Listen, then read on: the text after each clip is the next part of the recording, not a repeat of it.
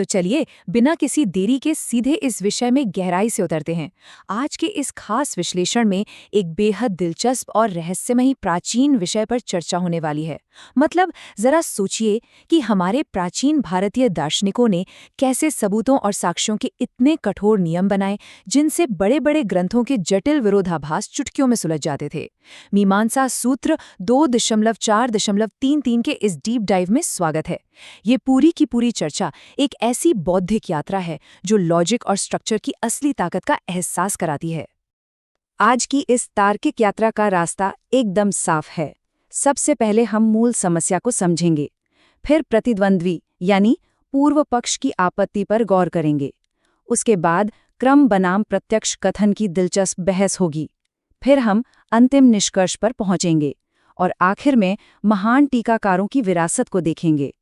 भाग 1 मूल समस्या। दरअसल सारा ऐतिहासिक रहस्य और भ्रम वैदिक अनुष्ठानों के अलग अलग क्रम से ही पैदा होता है। अब इस पूरी पहेली को सुलझाने के लिए सबसे पहला और सबसे अहम शब्द जो समझना है वो है ऐकैर्कर्म्य। इसका सीधा सा मतलब है किसी भी अनुष्ठान या कर्म की मौलिक एकता, यानी भले ही अलग अलग ग्रंथों में किसी काम को करने के अलग अलग तरीके बताए गए हों, लेकिन वो काम मूल रूप से एक ही रहता है। इसी एक शब्द को गहराई से समझना इस सूत्र का अल्टीमेट गोल है, और सच कहें तो यही पूरी बहस का सबसे बड़ा आधार भी तय करता है। इसके बाद अगला बड़ा शब्द आता है क्रम। क्रम यानी सीक्वेंस, किसी भी प्रक्रिया के भीतर कार्यों या स्टेप्स का अनुक्रमिक क्रम। असल में यही वो वेरिएबल है जो अलग अलग वैदिक शाखाओं में सारा का सारा कंफ्यूजन पैदा कर रहा है।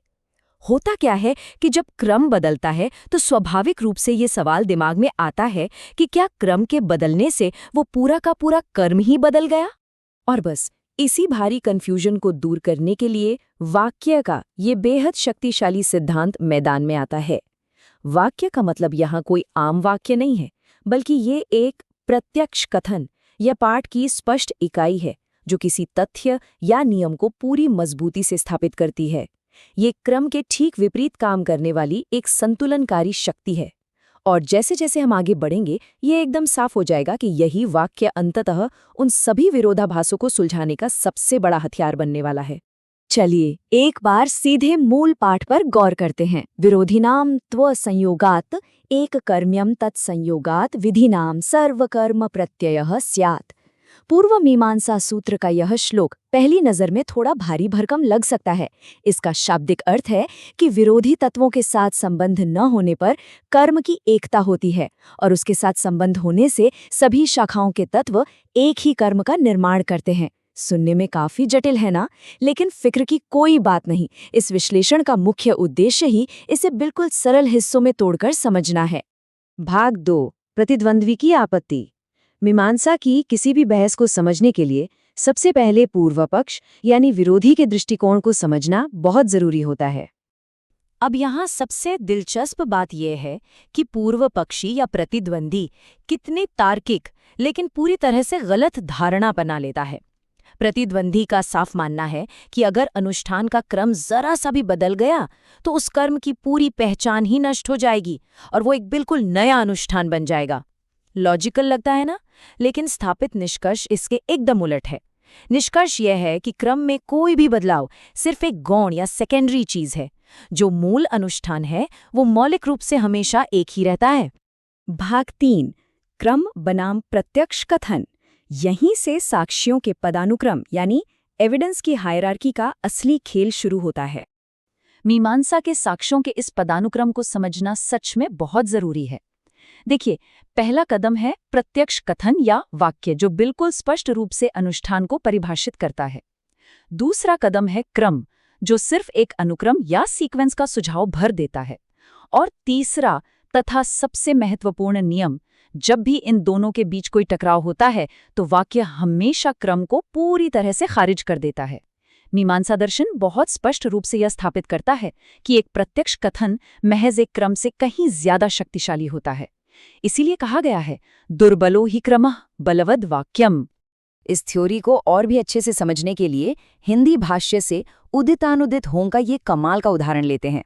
देखिए, कुछ शाखाओं में सूर्योदय के बाद आहुति देने का नियम है तो कुछ में सूर्योदय से ठीक पहले। अब सोचने वाली बात है कि क्या सिर्फ समय या क्रम बदल जाने से ये कोई नया अनुष्ठान बन गया? बिल्कुल नहीं। ये सिर्फ और सिर्फ एक विकल्प या चॉइस देता है। अनुष्ठान का जो कोर है, जो मूल कर्म है, वो 100% वही रहता है। भाग 4 अंतिम निष्कर्ष। तो अब हम वापस अपने मुख्य लक्ष्य यानी कर्म की मौलिक एकता की तरफ आ गए हैं।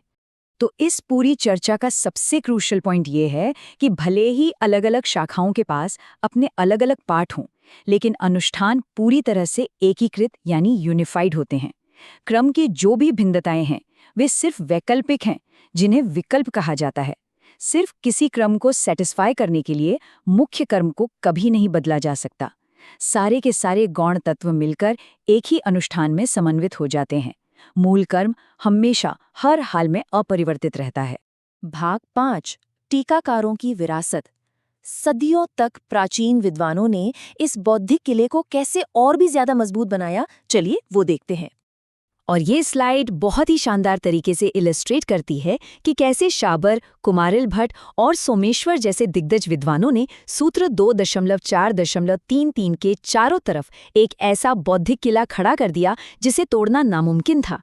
शाबर ने अपने भाष्य में वाक्य को क्रम से ऊपर एकदम मजबूती से स्थापित किया। फिर कुमारिल भट्ट ने अपनी तंत्र वार्तिक में बाकायदा ये साबित कर दिया कि कर्म में भेद का कोई सातवां कारण एग्जिस्ट ही नहीं करता।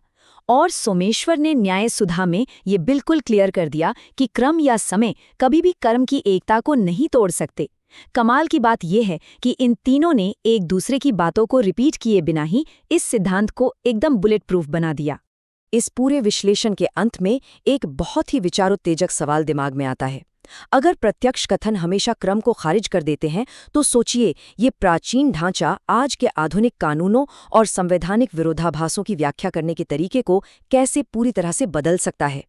सच में प्राचीन भारत का ये लॉजिक आज भी उतना ही प्रैक्टिकल और पावरफुल है। यह निश्चित रूप से एक ऐसा पॉइंट है जो हम सबको ज्ञान और तर्क की इस अद्भुत दुनिया के बारे में और अधिक सोचने पर मजबूर कर देता है।